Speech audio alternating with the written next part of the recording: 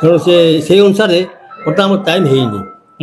ପୂର୍ଣ୍ଣ ପ୍ରଳୟର ଟାଇମ୍ ହେଇନି ଯେ କହୁଛନ୍ତି ପ୍ରତି ବୁଡ଼ିଯିବ ଆସିଯିବ ପୂର୍ଣ୍ଣ ପ୍ରଳୟ ହେଇଯିବ that is not correct at all. ସେଇଟା ଆଚ୍ଛା ଦୁଇ ଭାଇଙ୍କର ଆଉ ଜଣେ ବି ପ୍ରଭୁ ରହିଛନ୍ତି ଲେଖା ହେଇଛି ନା ପ୍ରଭୁ ଆସିବେ ଦୁଇ ଭାଇ ପୁଣ ବାନାମର ଉଡୁଥିବ ଧୂଳି ଚାରି ଯୁଗର ଭକ୍ତ ଆସିବେ ମାନେ ଅଂଶବତାରରେ ଖେଳ କରିବେ ଭକ୍ତ ଖେଳ ସେମାନେ କରିବେ ଏମାନେ ଦେଖନ୍ତୁ ବହୁତ ଲୋକଙ୍କର ସ୍ତ୍ରୀ ମରିଯାଇଥିବେ ବହୁତ ସ୍ତ୍ରୀ ଲୋକଙ୍କର ପୁରୁଷ ମରିଯାଇଥିବେ ତାର ପୁଅର ବାପ ମରିଯାଇଥିବ ତେଣୁ ପ୍ରଭୁ ତାଙ୍କୁ ଏକାଠି ସେଟଲମେଣ୍ଟ କରିବେ। ମୁଁ ଏଇଠି ଗୋଟେ କଥା ଆପଣଙ୍କୁ ବୁଝିବା ପାଇଁ ଚାହିଁବି ଯେତେବେଳେ ସୃଷ୍ଟି ପୁରା ନାଶ ହୁଏ ବ୍ରହ୍ମା ହଉଛନ୍ତି ସୃଷ୍ଟିର ସୃଷ୍ଟିକର୍ତ୍ତା ତ ବ୍ରହ୍ମା ପୁଣି ଆଉ ଥରେ ନୂତନ ଗୋଟେ ସୃଷ୍ଟି କରିବେ ନୂତନ ଜୀବଜନ୍ତୁ ପଶୁ ପକ୍ଷୀ ମଣିଷ ସବୁ ଗଢିବେ ନା କଣ କେମିତି ହବ ସେଟା ହଉଛି ଶୁଣନ୍ତୁ ଏ କଥା ଶେଷ ନୁହେଁ এটা ଶେଷ ନୁହେଁ ଆମ ମନରେ ବର୍ତ୍ତମାନ 71ଟି ମନୁ ଜାଗାରେ 52 ମନରେ ଚାଲିଛି ଆହୁରି କେତେ ଆହୁରି 20ଟା ମନୁ ଅଛି ତାପରେ ଗୋଟେ ମହା ପ୍ରଳୟ ହବ ସେ ବି ପୂର୍ଣ୍ଣ ପ୍ରଳୟ ନୁହେଁ ଗୋଟେ କଳ୍ପ ସଇଲା ପରେ ପୂର୍ଣ୍ଣ ହେଇଯିବ ବ୍ରହ୍ମା ଶୋଇବେ ରାତି ହବ ତାଙ୍କର ଦିନ ସରିବ ରାତି ହବ ବ୍ରହ୍ମା ଶୋଇବେ ସେତେବେଳେ ପୁନଃ ପ୍ରଳୟ ହେଇଯିବ ପୁଣି ବ୍ରହ୍ମା ଭାଙ୍ଗିବ ଉଠିବେ ତା ଦିନ ଆରମ୍ଭ ହବ ପୁଣି ସୃଷ୍ଟି ଆରମ୍ଭ କରିବେ ଟୋଟାଲ ପ୍ରୋସେସ ତାଙ୍କର ଗୋଟେ ଦିନ ମାନେ ଦିନଟା ଖାଲି ରାତି ନୁହେଁ ଗୋଟେ ଦିନ ଓନ୍ଲି ତାଙ୍କ ପାଇଁ ଭିତରେ ଏସବୁ ଧନ୍ଦା ହେଇଯାଏ ତାଙ୍କର 100 ବର୍ଷ ହେଲେ ହଉଛି ତାଙ୍କର ଗୋଟେ ଦିନ ସମାନ ନାରାୟଣଙ୍କର 100 ବର୍ଷ ହଉଛି ଗୋଟେ ଦିନ ସମାନ ଶିବଙ୍କର 100 ବର୍ଷ ହଉଛି ଗୋଟେ ଦିନ ସମାନ ଅନାଦିଙ୍କର ଅନାଦି ପୁରୁଷ ଆଦି ଅନାଦି ପୁରୁଷ ଏବଂ ତାଙ୍କ 100 ବର୍ଷ ହଉଛି ଗୋଟେ ଦିନ ବ୍ରହ୍ମଙ୍କର ପରମ ବ୍ରହ୍ମଙ୍କର ତେଣୁ ସେଇ ଅନୁସାରେ ବର୍ତ୍ତମାନ ଟାଇମ୍ ହେଇନି ପୂର୍ଣ୍ଣ ପ୍ରଳୟର ଟାଇମ୍ ହେଇନି ଯେ କହୁଛନ୍ତି ପ୍ରତି ବୁଡ଼ିଯିବ ଆସିଯିବ ପୂର୍ଣ୍ଣ ପ୍ରଳୟ ହେଇଯିବ that is not correct at all. ସେଇଟା କେବେ ପୁଣି ସେଇ ଏଇ ଯୋଉ କଥାଟା ଅଛି ବହୁତ ଦିନ ଅଛି ଆହୁରି 20ଟା ମନୁ ଅଛି ନା 20ଟା ଆହୁରି ମନୁ ଅଛି ଆଚ୍ଛା ଗୋଟେ ମନୁ ଯେ କେତେ ବର୍ଷ ଗୋଟେ ମନୁ ହଉଛି 71 ଘଣ୍ଟା ଯୁଗ ସେ ମନୁର 71 ଘଣ୍ଟା ଯୁଗ ଚାଲିଛି ବର୍ତ୍ତମାନ 52 ଯୁଗ ଘଣ୍ଟା ଚାଲିଛି ଆହୁରି 20 ଘଣ୍ଟା ଯୁଗ ଗଲା ପରେ ଗୋଟେ ମନୁ ସରିବ ପୁଣି ଆଉ ଗୋଟେ ମନୁ ଆରମ୍ଭ ହବ ସେମିତି 16 ମନୁ ଗଲେ ଗୋଟେ କଳ୍ପ ହବ ବୁଝିପାରୁଛନ୍ତି ତ ସେତେବେଳକୁ ବ୍ରହ୍ମା ଶୋଇବେ ବ୍ରହ୍ମା ଶୋଇଲେ ପ୍ରଳୟ ହେଇଯିବ ପୁରା ସାରା ସଂସାର ଜଳ ପାର୍ପଣ ହେଇଯିବ ପୁଣି ଉଠିବେ ପୁଣି ଆଉ ଥରେ ସୃଷ୍ଟି ତିଆରି ହବ ଏଇଟା କୋଟି ବର୍ଷ କଥା ବର୍ଷ କଥା ନୁହେଁ ଆମେ ସମସ୍ତେ କହୁଛେ ଯେ ଜଗନ୍ନାଥ ବଳଭଦ୍ର କଳା ଧଳା ଘୋଡ଼ା ଚଢ଼ିକିରି 12 ହାତ ଖଣ୍ଡା ଧରି ପାପୀମାନଙ୍କୁ ନାଶ କରିବେ 12 ହାତ ଖଣ୍ଡା କ'ଣ ମୁଁ ସବୁ ଯାଉନି ମୁଁ ପ୍ରକୃତରେ କ'ଣ 2 ଜଣ ଲୋକ 2 ଭାଇ ଯାକ ବଳଭଦ୍ର ଜଗନ୍ନାଥ ସେ ଖାଲି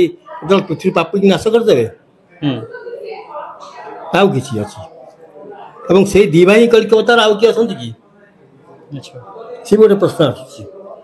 ମାଳିକାରେ କିଛି ଜିନିଷ ଦିଆହେଇଛି ପଢ଼ି ଶୁଣେଇ ଦେଉଛି ପ୍ରଭୁ ଆସିବେ 2 ଭାଇ ପୁଣ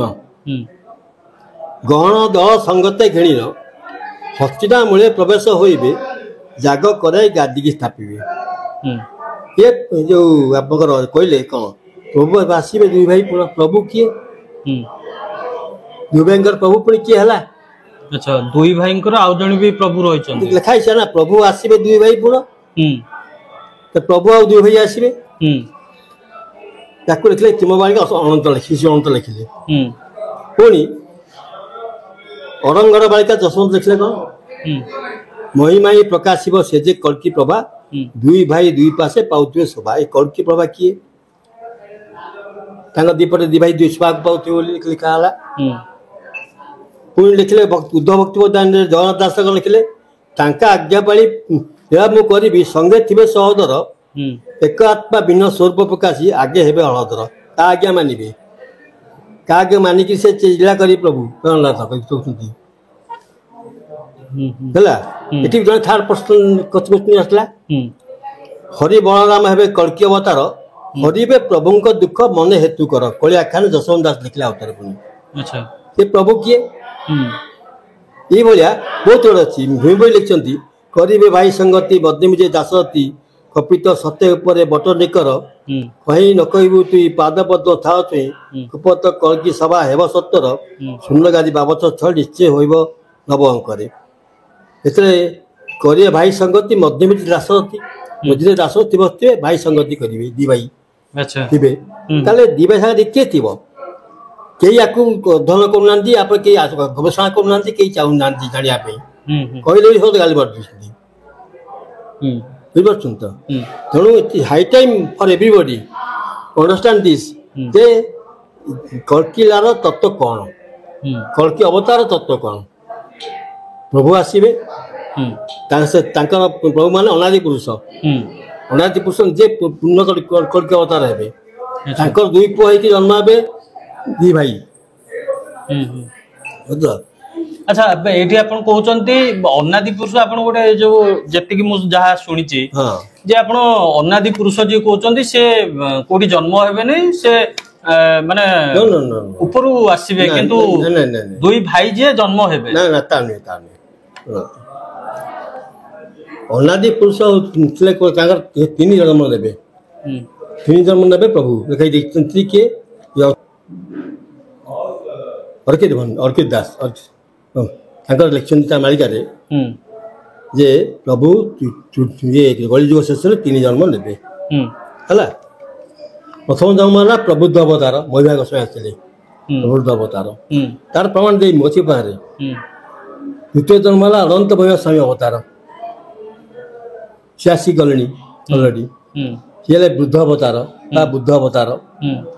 ତୃତୀୟ ଜନ୍ମ ହେବେ ବର୍ତ୍ତମାନ କଳ୍କି ଅବତାର ହେଇକରି 2026 ସେ ଆସିବେ ସେତେବେଳେ ଶୂନ୍ୟରୁ ଆରୋହଣ କରିବେ ଲେଖା ହେଇଛି ଆଉ ଜନ୍ମ ଦେବେନି। ମୋର ଭକ୍ତ ମଣ୍ଡଳୀ ବୀରବର ବାନାମର ଉଡୁଥିବ ଧୂଳି ଚାରି ଯୁଗର ଭକ୍ତ ଆସିବେ ମାନେ ଅଂଶବତାର ଖେଳ କରିବେ ଭକ୍ତ ଖେଳ ସେମାନେ କରିବେ। ଏମାନେ ଏ ତିନି ଜଣ ଯାକ ଖାଲି ତାକୁ ଡାଇରେକ୍ସନ ଦେବେ। ଏମାନେ ଖଣ୍ଡା ଧରି ବୁଲିବେନି। ଖଣ୍ଡା ଧରି ବୁଲିବେ କିଏ? ଆପଣଙ୍କର ଯୋଉ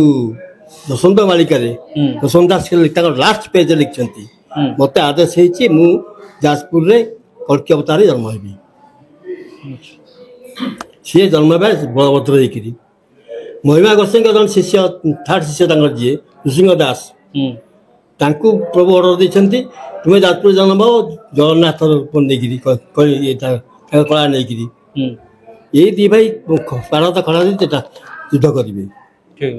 ବୁଝିପାରୁଛନ୍ତି ତ ଅନ୍ୟ କେହି ନୁହେଁ। ଯୋଉ ଯୁଦ୍ଧ କରିବେ ଦେଖନ୍ତୁ ରଘୁନ ଦାସ ପଢି ଦଉଛି ଶୁଣ ନନ୍ଦନ ତତେ କହିଲି ତଦର୍ଥ ଆମ୍ଭକୁ ପ୍ରଭୁ କଳଙ୍କି ରୂପେ କରି ଜାତ ଯାଜନଗ୍ର ଜନ୍ମ ଆମ୍ଭେ ହୋଇବୁଟି ପୁଣ ଅନେକ ପ୍ରକାର ଅଂଶ ଅବତାର ଜାଣ କଳଙ୍କିରେ ଯୁଦ୍ଧ ହେବ କଳିଙ୍ଗା ଅସୁର ତେଣୁ କଳଙ୍କି ଦେଶ ଯେ ନାମଟି ଆମ୍ଭର ବିନାଶୀ ଓ ଆମ୍ଭେ ଖଣ୍ଡା ହାରି ଧରି ହସ୍ତେ ଧରିବେନି ଥରେ ବିଜ୍ଞାନ ଉଦ୍ଭବ ହସ୍ତ କି କରିବ ଛାଡ଼। ସେ କହୁଛନ୍ତି ଯେ ଆମେ ଯୋଉ ଭାରତ ଖଣ୍ଡା ଧରିକିରି ଯୁଦ୍ଧ କରିବୁ ତା ଆଗରେ ବିଜ୍ଞାନ ଯୁଗର ଯୋଉ ଅଛି ନଟ୍ ୱାର୍କ କାମ କରିବନି କିଛି। ଯୁଦ୍ଧରେ ବାହାର ହୋଇ କରିବୁଟି ହାଣ କଳିକି ଉତ୍ତାରୁ ସତ୍ୟ ଭଇବ ପ୍ରକାଶ ନମ୍ବ ଧରି ଟାକିଥା ସେ 5 ଦିବସ କହେ ଯଶୋବନ୍ତ ଦାସ ପ୍ରଭୁପାଦ ଧାଇ ତୁମ୍ଭ କୃପା ଅନୁଗ୍ରହ ଲେଖୁଅଛି ମୁଇଁ ହେ ବ୍ରହ୍ମ ପୁରୁଷ ପାଦେ ପ୍ରଭୁ ବର ଚିତ୍ତ ଯଶୋବନ୍ତ ମାଳିକା ହୋଇଲା ସମାପତ। ଯଶୋବନ୍ତ ମାଳିକାର ଲାଷ୍ଟ ପେଜରେ ଲେଖିଛନ୍ତି ଯଶୋବନ୍ତ ଦାସ ସେଟା। ତ ଶୁଣୁଥିଲେ ଶ୍ରୀ ପୁଲିନ ବିହାରୀ ପଣ୍ଡା ମାଳିକାରେ 40 ବର୍ଷ ଧରି ଗବେଷଣା କରିଛନ୍ତି ଆଉ ଆଜି ଅନେକ କିଛି ତଥ୍ୟ ଆମକୁ ଦେଲେ। ତ ଆଗାମୀ ଦିନରେ ମଧ୍ୟ ପୁଲିନ ପଣ୍ଡାଙ୍କଠୁ ଆମେ ମଧ୍ୟ ମାଳିକା ଉପରେ କିଛି କିଛି ତାଙ୍କର ଯାହା ରହିଛି ରିସର୍ଚ୍ଚ ତାକୁ ମଧ୍ୟ ଆଗାମୀ ଦିନରେ ଆମେ ଆମ ଚ୍ୟାନେଲ ତରଫରୁ ଆପଣଙ୍କ ସାମ୍ନାରେ ଦେଖେଇବୁ।